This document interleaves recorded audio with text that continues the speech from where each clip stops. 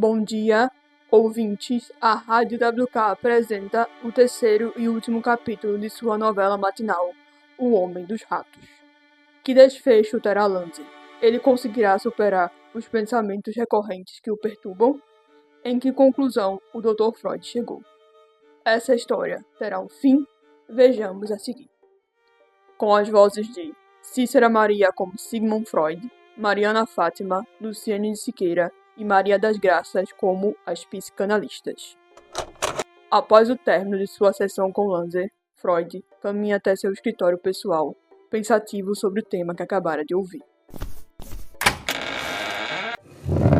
Depois de muito pensar, Freud chega à seguinte conclusão. Preciso debater este caso e expor meus pensamentos a respeito dele. Senão, minha mente não há de me deixar em paz. Após uma conversa com seu parceiro psicanalista chamado Dr. Omar, que estava a organizar um futuro congresso, Freud consegue marcar um horário de mesa redonda para expor o seu caso, que denominou como um caso de neurose obsessiva, o Homem dos Ratos. Chegando o dia, Freud se dirige ao púlpito principal para iniciar sua discussão. Olá, caros senhores. Boa tarde a todos. Antes de iniciar meu relato, gostaria de deixá-los cientes que algumas informações serão distorcidas a fim de preservar a integridade e privacidade do meu paciente. Desse modo, continuemos. Após repetir todas as falas que Lanze dissera durante as sessões anteriores, Sigmund continua. Não há dúvidas de que a fonte de seu medo e pensamentos obsessivos estão localizados na infância, quase como uma psiconeurose. Seu pai e o episódio de agressão, como consequência de ter mordido sua babá, e a comparação feita dele mesmo como um rato asqueroso, modificaram a percepção de si mesmo, constituindo a base da neurose e talvez o estupor inicial das suas obsessões. Após sua fala, um dos psicanalistas ouvintes levanta e o questiona. Pois bem, Dr. Freud, é compreensível o que dizes. Mas e os ratos? Por que seus medos obsessivos estão sempre interligados a eles?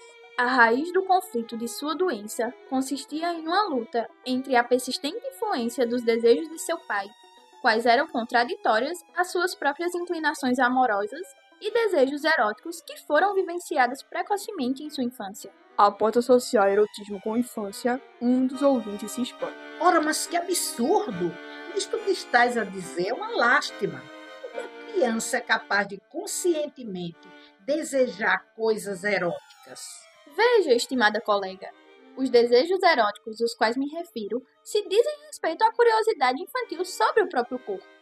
Não é algo necessariamente maldoso, mas sim nocivo, se não vivenciar essa curiosidade de forma saudável, o que pode desencadear prejuízos no futuro, como é o caso que estamos aqui discutindo.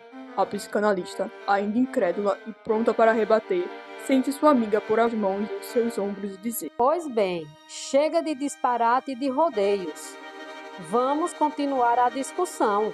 A pergunta da minha outra colega ainda não foi respondida.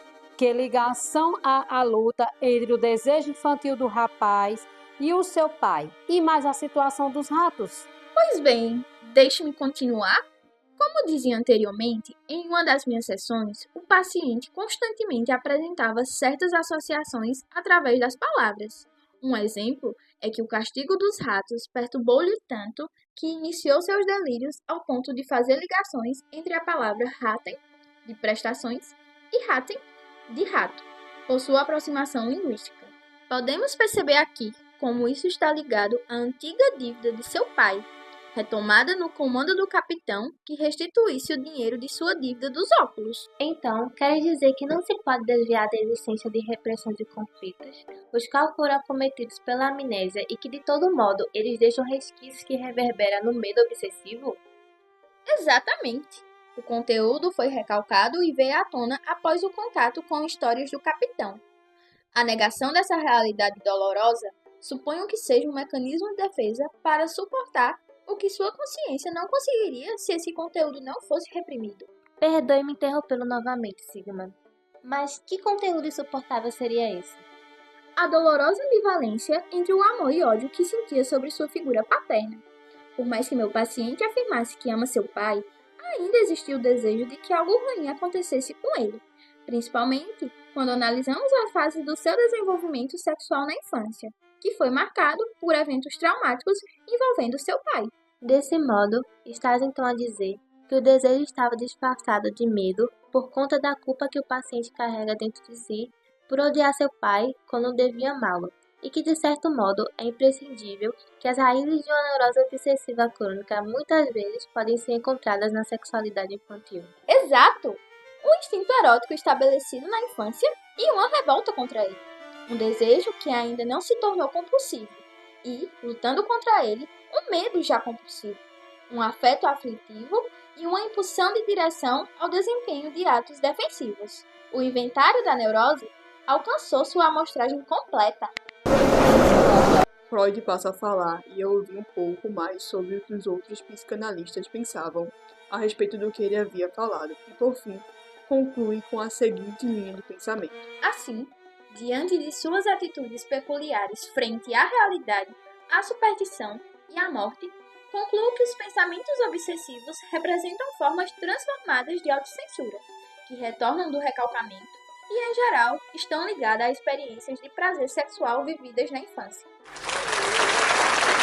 Após o encerramento da mesa redonda, Freud sentia-se ainda mais confiante sobre os rumos que a psicanálise iria tomar.